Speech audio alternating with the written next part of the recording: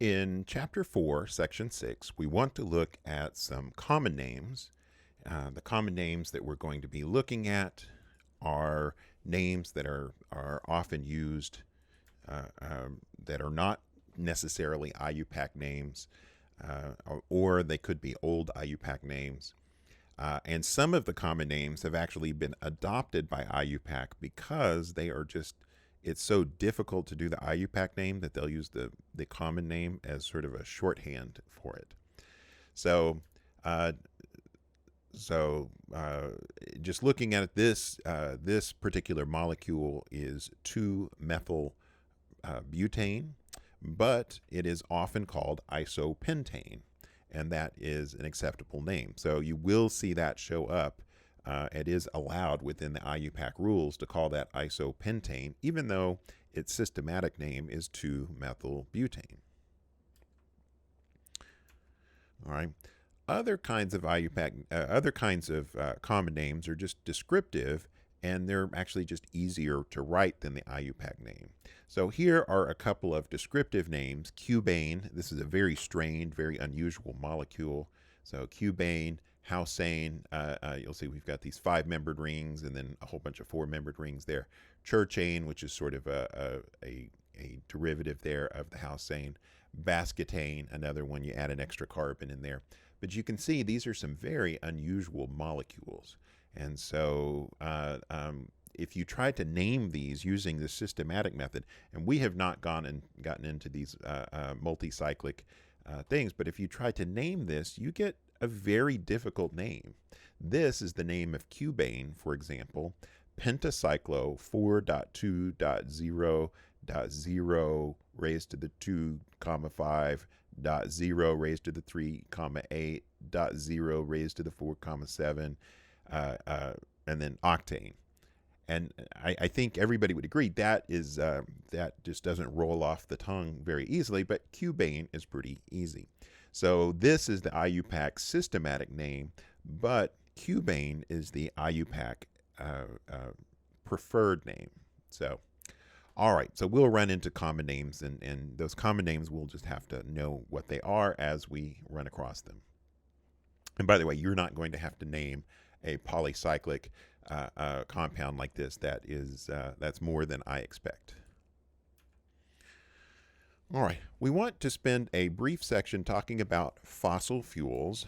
And fossil fuels, the reason they're called fossil fuels is that fossil fuels are sort of the leftover material from organisms that were buried and compressed and have turned into things like coal and natural gas and petroleum. And so the fossil fuels, that primarily is made up of plant life and phytoplankton and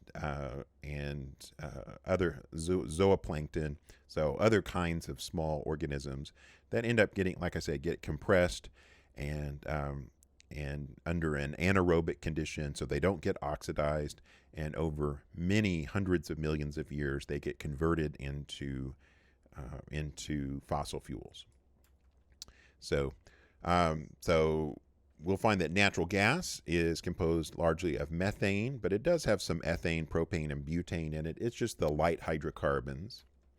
Petroleum is a lot more complex. There are thousands and thousands of compounds that are in naturally occurring petroleum. In fact, there may even be more than that. The things that we isolate from petroleum are usually they are usually a mixture of compounds. It's very rare to take petroleum and just get one compound out of it. Typically, they will be isolated not by compound, but by a range of sizes. And so if you look at your average barrel of oil, crude oil, a barrel counts as 42 gallons. They don't sell it in barrels anymore, but you can get the idea. So one barrel counts as 42 gallons. You'll find that almost half of it is gasoline, and then another chunk of it is either diesel or jet fuel, and then there's other things like waxes and solvents and lubricants and, like, the motor oil that goes in your car. And then there is a section that is asphalt and road oil. That's really, really heavy stuff that can't be used for much else, so they convert that into asphalt. So, like when you see blacktop asphalt on the roads, that's where they get that. They mix it with rock and aggregate and turn it into road surfaces. And then they take a sliver of the material and convert it into other things like plastics and other petrochemicals. And so many of these things are available and used all the time, and they just come from oil. All right. When they're refining the oil, they refine it by distilling. They do some chemical reactions on it, but the most important component of this is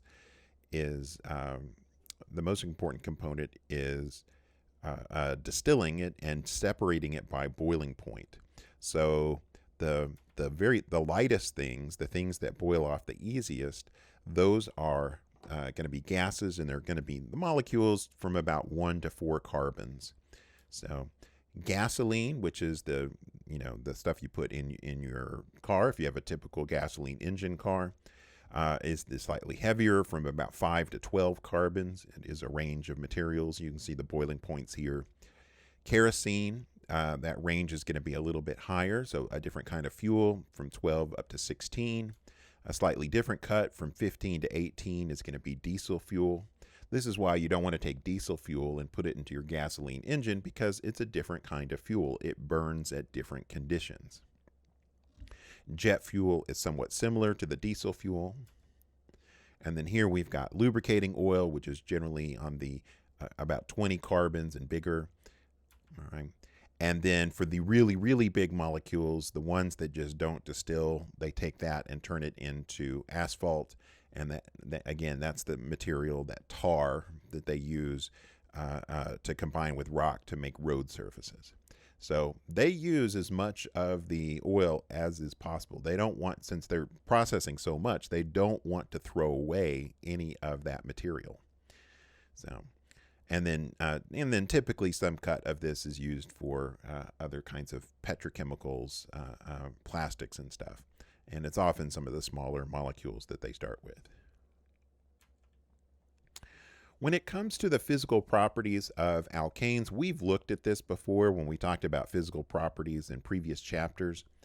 But when we're looking at those, we'll find that alkanes, they don't have polar groups in them, so they're mostly going to have low boiling points because they only have the van der Waals interactions. And then we know that as we increase the size, the boiling point will increase. As we increase the branching, the boiling point will decrease. If we make it more linear, the boiling points will increase. Again, that's the surface area related to the van der Waals interaction. We saw that in a previous chapter. For melting point, we'll find low melting points for most alkanes because of the weak interactions, and that as they get larger, the melting points typically will increase. So you'll see here at 6 carbons, melting point at -95. By the time you get up to about 14 carbons, you're starting to get into wax area, where you might get waxy kinds of chemicals. And then melting point is also going to increase with increased symmetry. So if you have a more symmetrical molecule, you will get a higher melting point. All right, so the next thing that we want to look at is conformations of acyclic alkanes. Conformations are different arrangements of the atoms that are interconverted by rotation about single bonds. These are not traditional isomers. They're definitely not constitutional isomers. Sometimes in some books you'll see it referred to as a conformational isomer. But we're going to just stick with the word conformation, and we're going to distinguish that from isomers in that these are the same compounds. They're just interconverting under normal conditions. So, for example, with ethane, with the molecule ethane, we have rotation about the carbon-carbon bond. Now, we've colored one of the atoms red here, and the reason that we've colored that atom red is because we want to distinguish where it is relative to the other hydrogens. And so the two conformations are the one on the left here, where the bonds are not lined up, and the one on the right, where the bonds are lined up. All right. We call those two eclipsed and staggered.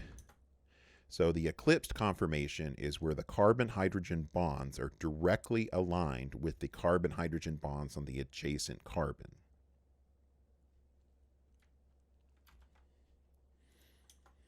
The staggered conformation is where the carbon-hydrogen bonds on one carbon will bisect the hydrogen-carbon-hydrogen bond angle on the adjacent carbon. To illustrate this, I want to show you a molecular model. All right, so this is ethane, and here you'll see I've got a carbon, the white atoms are hydrogen. Here is the carbon-carbon sigma bond, and I actually designed this molecule and 3D printed it myself at my house. And you'll see that we get free rotation about that carbon-carbon bond. So it's possible for this to rotate about that bond. So I'm going to show you the staggered conformation first. Here's the staggered conformation. You'll see that this carbon-hydrogen bond right here bisects the hydrogen-carbon-hydrogen bond that is on the back carbon there. And so that is the staggered conformation. The eclipsed conformation is where we take this and rotate it 60 degrees, and you'll see that now the hydrogens are eclipsing. I'm going to hold that together. I've got magnets in here that make these rotate around, but the hydrogens are eclipsing the ones in the back, and so that's the one we call eclipse. Now you'll see that when I let go, it will pop back to the staggered conformation, and that's because the staggered conformation is more stable. All right, so that is ethane. I'm going to switch back over here. Here we've got pictures. Here's the eclipsed conformation over here on the right. I'm sorry, that's the left. So the eclipsed conformation, you'll see that the carbon-hydrogen bond is directly in front of the other carbon-hydrogen bond. And then on this one, they are staggered. All right. I've got another molecular model. This is the typical molecular model that you'll see. This one's a little smaller, so it's easier to see. So here, this is eclipsed, and there is staggered. So eclipsed and staggered. So that's our typical molecular model that we see. These are the ones that we use on campus when we are meeting on campus. All right, so there we go. That is ethane.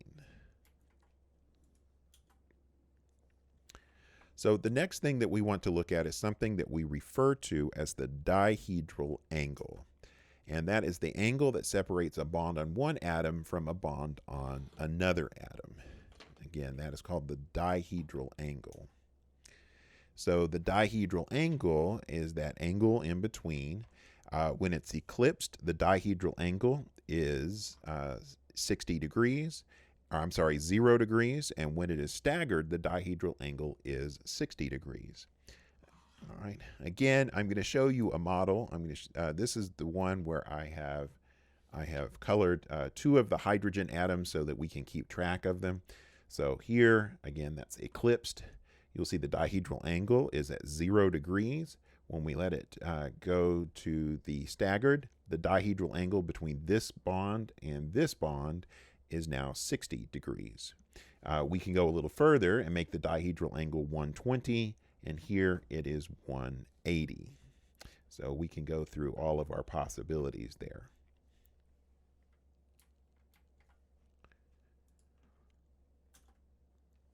So now we want to draw Newman projections. Now that you kind of have an idea of what an ethane molecule looks like from the end, we want to draw a Newman projection.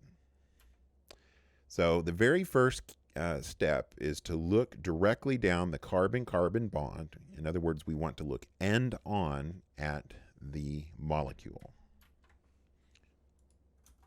All right, so when we look directly down the carbon-carbon bond, again, we will see hydrogens that are in the front and hydrogens that are in the back. And again, this is for ethane. The way that we're going to represent that carbon-carbon bond and looking down it is that we're going to draw a circle to represent the carbon that is in the back. So this circle represents that carbon. And then we use a dot to represent the carbon that is in the front. We're going to draw lines to that dot, so you won't see the dot once we draw the lines to it, but trust me, just put the dot there and that will make things work pretty easily. So the next step, once you've drawn the circle and the dot, you draw in the bonds, and you'll do, on the front carbon, you're going to do 3 lines meeting the center of the circle. And on the back carbon, you're going to do 3 lines coming out of the edge of the circle. And so this is what it will look like. So you'll have, again, so these are the bonds that are connected to the front, and these are the bonds that are connected to the back. All right, and then it's just a matter of adding the atoms on each of those bonds. And so once you add the atoms on each of those bonds, you'll be able to tell what atoms are connected to the bonds and their orientation. You're even going to be able to get some stereochemistry out of that. We will talk about the stereochemistry more in the next chapter. All right, so looking at our Newman projections, there's 2 of them that we're going to have for ethane. One is going to be the staggered conformation. That's where the dihedral angle comes out to 60 degrees. And just so we can see here, there the dihedral angle is at 60 degrees between this one and this one. That's 60 degrees. And then our other one is the eclipsed conformation, and that's where the dihedral angle is at 0 degrees. And it will be like this.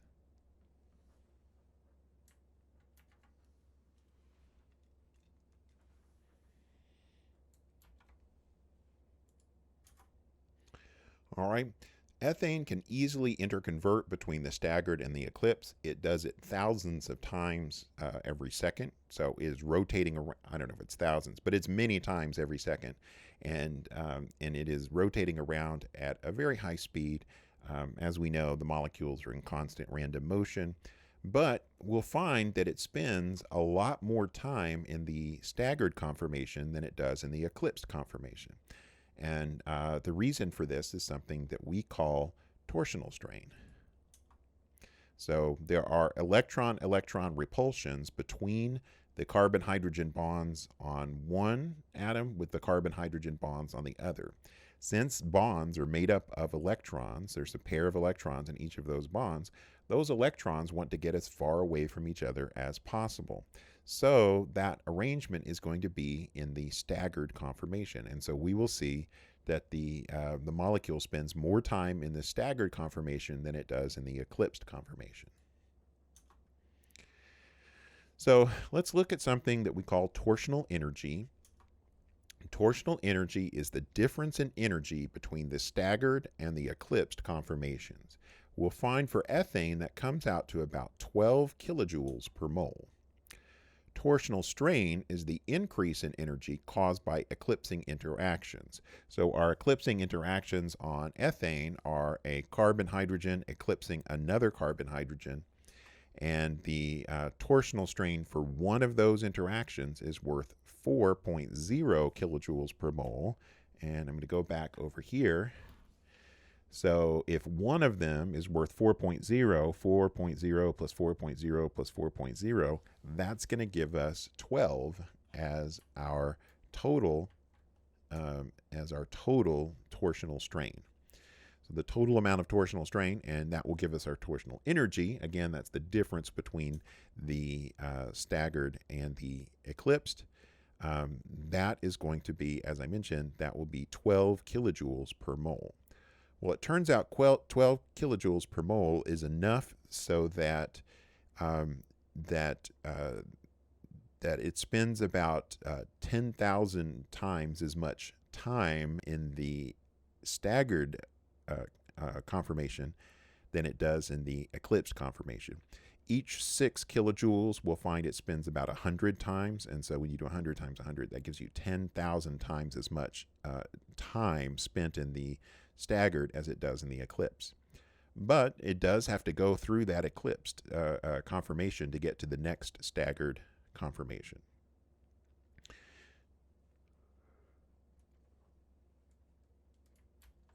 All right, so I've set up the camera.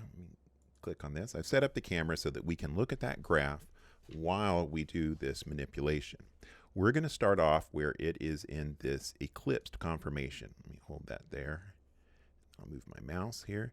So we're starting off where it's in this eclipsed conformation, and then we're going to rotate around, and we'll see here it's at the highest energy conformation. We rotate it by 60 degrees, and that gets us to this where it's 60 degrees. And then we're going to rotate another 60 degrees to get to 120 is our dihedral angle.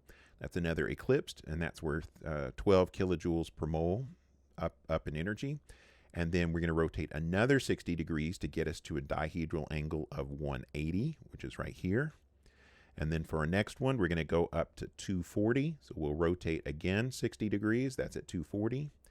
And then we'll do another 60 degrees. That will get us to 300. That's that one right there. And then when we get back at this one, we're at 360 degrees, which is equal to 0 degrees.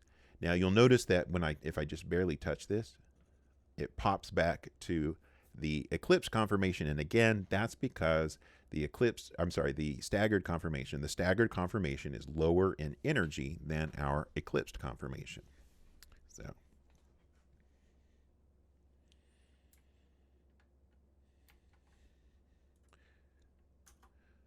All right, we want to look at a Newman projection for propane.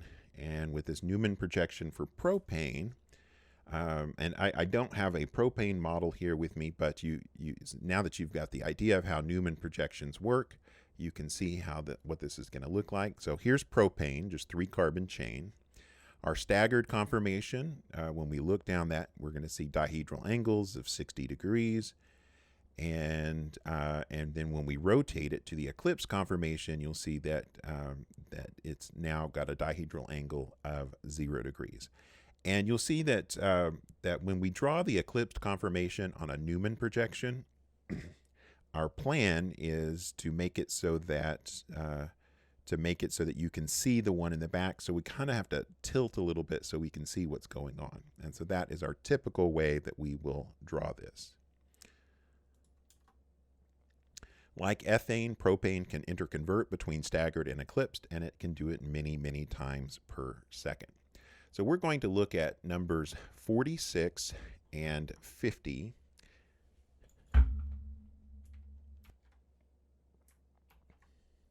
So here's number 46, and it says, give the IUPAC name for this compound.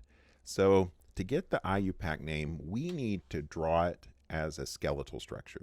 I suppose we could do it without doing that if you were very comfortable with Newman projections. But since you're just getting started with Newman projections, I think it is best to draw it as a skeletal structure. So here we've got CH3, CH2, CH2.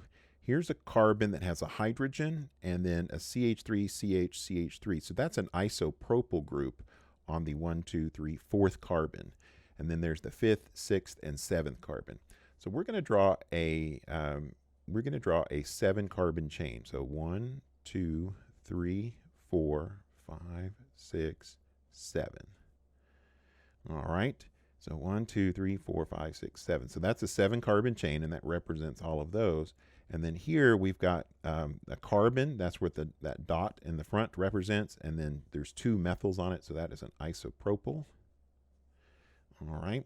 And then as far as numbering this, it doesn't matter from which side.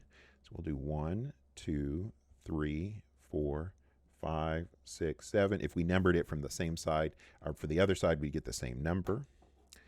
All right, so this one is pretty straightforward. This is going to be 4 isopropyl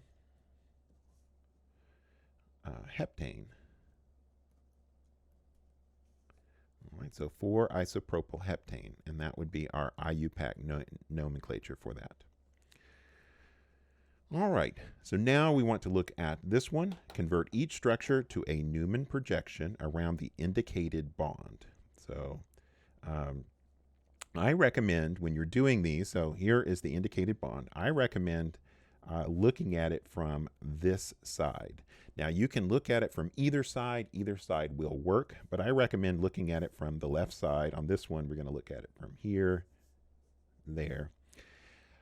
We can tell from this structure whether we have a staggered conformation or an eclipsed conformation by looking at the drawing. When the lines are in the plane of the page, when the lines are opposite each other, that is going to be a staggered conformation. And when the lines are on the same side, then that's going to be an eclipsed conformation. So this one is a staggered conformation. So I'll draw a dot. This dot represents this carbon. And then we'll draw a circle. This circle represents this back carbon. Let's go ahead and put the things on that front carbon. So this methyl is going straight up, CH3. And then this hydrogen is coming out this direction. So there's the hydrogen. And then there is the bromine. So that's that bond. For the one in the back, we've got CH3 that's coming down and 2 hydrogens that are going up.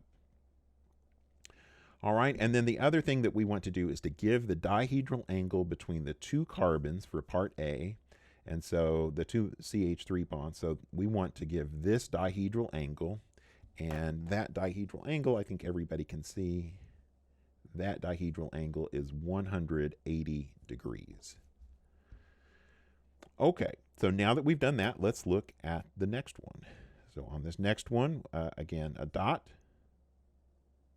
and then a circle, and it doesn't have to be beautiful, right? I definitely made mine not very beautiful. So this carbon represents the dot, and the carbon in the back is the circle.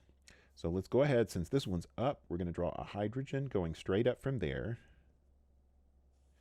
All right, and then we'll draw another line there and there. And so here, the one that's on the back is going to be this one that's on the left. There's bromine. This chlorine is going to be the one that is on the right. All right, and then since this is an eclipsed conformation, we're going to have a chlorine there. Let's see, bromine is there, and then this one is that hydrogen that is in the back. All right, so again, it's kind of like we took this molecule and we rotated it up, and we're looking at it this way. Again, we're looking down that carbon-carbon bond. So you want to get used to doing this so that you can feel comfortable doing it. So now we want to get the dihedral angle between the 2 carbon-chlorine bonds. So a carbon-chlorine bond here and here. That dihedral angle is going to come out to 120 degrees. All right. So now on this one, we're looking down this carbon-carbon bond. I'm going to make this on top. So let's do a dot, and there's a circle. And so here we've got CH2, CH3. All right, and so that's the top. We've got chlorine, the one that's coming out towards you. Go ahead and put that one on the right. And that hydrogen that's going back, that one's going to be on your left. Then you'll see that here, this line is opposite, so that's going to be a staggered conformation. So we'll have CH2, CH3. That's an ethyl group, so CH2, CH3. It's not very beautiful there. And then our chlorine here, since it's coming out towards you, that one's going to be on the right. and then our hydrogen is going to be on the left. All right, well that is that particular molecule. And when we look at that, we need to get the dihedral angle, which is not too terribly difficult. So there is our dihedral angle, and that, of course, is 60 degrees.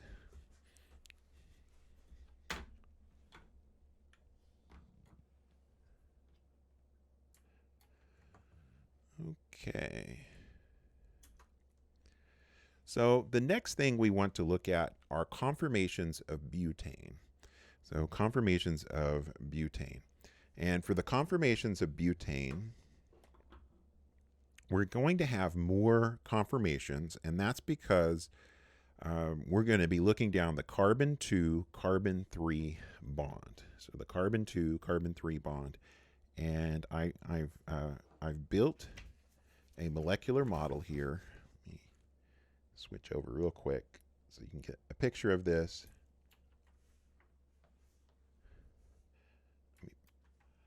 There we go. I pulled out there a little bit on the angle, so we're a little bit further away. And let me get it arranged so it looks just like it does in the diagram here. All right, so we're going to look down the carbon-2, and I'll just show you. So here's carbon 1, 2, 3, 4. We're going to look down the carbon-2, carbon-3 bond. When we look down that carbon-2, carbon-3 bond, we'll see that we can arrange this so that it is in different sorts of conditions. All right, and so we're going to start where it is in this condition, where this, where the dihedral angle between this carbon-carbon bond and this carbon-carbon bond comes out to 180 degrees. And that is what's represented by this. Our staggered anti, and the anti just means that the methyl groups are as far away from each other as possible. So that's our particular conformation there. When we rotate that by 60 degrees, we will get we will now have an eclipsed conformation. As before, eclipsed conformations are higher in energy than the staggered conformations. We've got a new type of eclipsing interaction. It's a hydrogen-carbon, hydrogen-methyl interaction. In addition to our regular hydrogen-hydrogen, we'll see this one is worth a little bit more, and I'll show that one to you in just a moment. So that is an eclipsed conformation. If we rotate it another 60 degrees, we'll get to a staggered conformation, which we call gauche. And the gauche conformation is actually a little bit higher in energy than our staggered anti. And the reason it's higher in energy is that these two methyls will start to interact with each other. When we go to the eclipsed, where we get a methyl-methyl eclipsing, that is going to be our highest energy conformation because there is some interaction between those two methyls, and that it's worth a lot more than the interaction between the carbon-hydrogen bonds. We turn it another 60 degrees, we'll get to the gauche conformation. Another 60 degrees, we'll have an eclipse conformation. This one's going to be equal in energy to that, to the conformation number 2. And then we rotate it another 60 degrees, and we'll get back to our original conformation. All right, so the anti and gauche conformations of butane. The anti-conformation is a staggered conformation, and the dihedral angle, as we mentioned, is 180 degrees. So they're very far apart from each other. The gauche conformation, the dihedral angle between the two methyls is 60 degrees. Again, I'm going to show you what that looks like on this. So I'm going to leave the front carbon in position and just rotate the back carbon. Here's anti, and then gauche, we're going to rotate 60, and then 120. So that's a total of 120. Well, you'll see that when we're in this gauche conformation, right, Right, so there's the gauche conformation. When we're in that gauche conformation, these two methyls can interact with each other a little bit. They don't literally bump into each other on the model, but there is, because electrons act like waves, they're not actually point particles, there is some actual bumping into each other that occurs because of that interaction.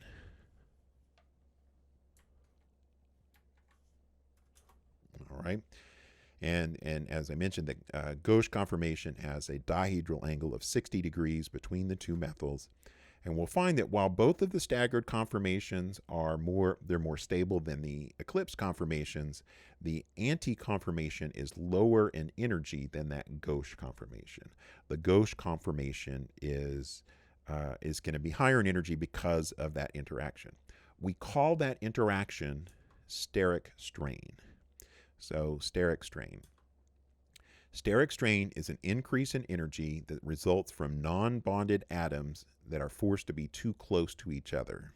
In the case of this gauche conformation, these methyl groups are too close to each other, and so they bump into each other. So both the gauche conformation and the eclipsed conformation have steric strain. So there's the gauche conformation that I just showed you a minute ago. And then here is the eclipsed conformation. And I'm going to show you the actual model for this. So here is the eclipsed conformation. If you look down, you'll see the dihedral angle. We're looking down the carbon-2, carbon-3 bond. You'll see the dihedral angle there is 0 degrees. Well, when that happens, we'll see that the methyl groups actually bump into each other a little bit. Now, they don't click like that, but they do have a little bit of interaction where they are trying to take up the same space. Well, that puts this at a much higher energy than you would expect for the other eclipsing interactions. So here is an energy diagram for this energy diagram for the the dihedral angle for butane. And just like what we did before, I'm going to show you the different conformations while we go through the slide. Okay, so here we've got, get that pin out of the way. Here we've got the anti-conformation, which is right here. That anti-conformation is going to be lowest in energy because we have the least interaction between the substituents. And now we're going to rotate that back carbon 60 degrees. And when we rotate it 60 degrees, you'll see now we have an eclipsing interaction. That one happens to be 16 kilojoules per mole higher in energy than the anti-conformation. We get more interaction between the carbon-hydrogen and the carbon-methyl. All right. And if we rotate another 60 degrees, we now have one of our gauche interactions. And again, we get a little bit of steric interaction between these two methyls.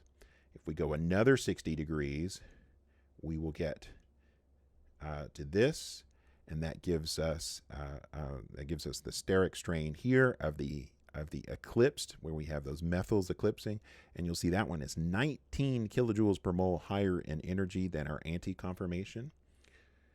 All right, and now we rotate another 60. We're back to the other gauche conformation. You'll see it's 3.8 kilojoules per mole higher in energy than the anti. We're going to have one more eclipsing interaction, which is that one right there, and that is right there. And then we'll be 60 more degrees, and we'll be back to the anti-conformation. So those are all of the conformations for this particular molecule. So we went through the whole gamut of it. So the energy difference between the lowest and the highest is called the barrier to rotation. It's how much energy do you have to go over to get from position 1 all the way back to position 1. So that's called the barrier to rotation. The things that are going to contribute to that are going to be both torsional strain and steric strain. So the torsional strain we've already talked about, and the steric strain we've just briefly mentioned. If we look at what each of those interactions is worth, and you might try to pause the video and see if you can figure it out on your own before doing it. We already know that a carbon-hydrogen interaction, carbon-hydrogen torsional strain is worth 4 kilojoules per mole. So you might pause the video here for a moment and see if you can figure out what the other ones are worth. Okay, that gave you a chance to pause the video. So now we're going to look at the carbon-hydrogen eclipsing interactions, which is this one here and this one here. Since that's a total of 4 kilojoules per mole higher, that means we're going to have 2 extra kilojoules, so it's going to be 4 plus 2. We're going to have 6.0 kilojoules per mole for every hydrogen-methyl eclipsing interaction. And that's just because there's a higher electron density in the methyl than there is in the hydrogen. When we go to the gauche interaction, our CH3CH3 eclipsing, that one is worth 11 kilojoules per mole. So here, if we have 11 plus 4 plus 4, that's what gives us the 19. Okay. And then we have our gauche interaction, which is worth 3.8 kilojoules per mole, and that is both 3 and 5. And those are just higher in energy. And again, that 3.8 is steric strain. So let's look at number 55. Yeah, number 55. Here we go. So we want to draw the anti and gauche conformations for ethylene glycol. So this is pretty straightforward. We'll do a dot and a circle. We're going to be looking down the carbon-carbon bond, and we've got an OH group on each of those carbons. And so when it's anti, we'll have one that looks like this. So OH, hydrogen, hydrogen. And then here, OH, hydrogen, hydrogen. So that's the anti, where our dihedral angle between the two OH groups comes out to 180 degrees. And then when we do the gauche interaction for this one, so I'm going to draw this one in the same spot. So OH, hydrogen, hydrogen. And then here, we're going to put the OH here at a dihedral angle of 60 degrees. Okay, and with that particular one, there's our dihedral angle of 60 degrees. And so there is our anti, and there is our gauche. Now, ethylene glycol is unusual in that the gauche conformation is more stable than the anti conformation. Offer an explanation. So I recommend that you pause the video for a minute and think about it and try to come up with an answer. I'm going to tell you here in a second. Okay, so you've had a chance to pause the video there. So now I'm going to show you what the interaction is. And the interaction that causes this is that these OHs are capable of hydrogen bonding. And so we get a hydrogen bonding interaction. Draw that a little darker. We get a hydrogen bonding interaction between this OH and this OH. And when that occurs, that helps to stabilize this structure. Here, it's impossible to get that hydrogen bonding, but here you definitely get it. All right, so the explanation is hydrogen bonding.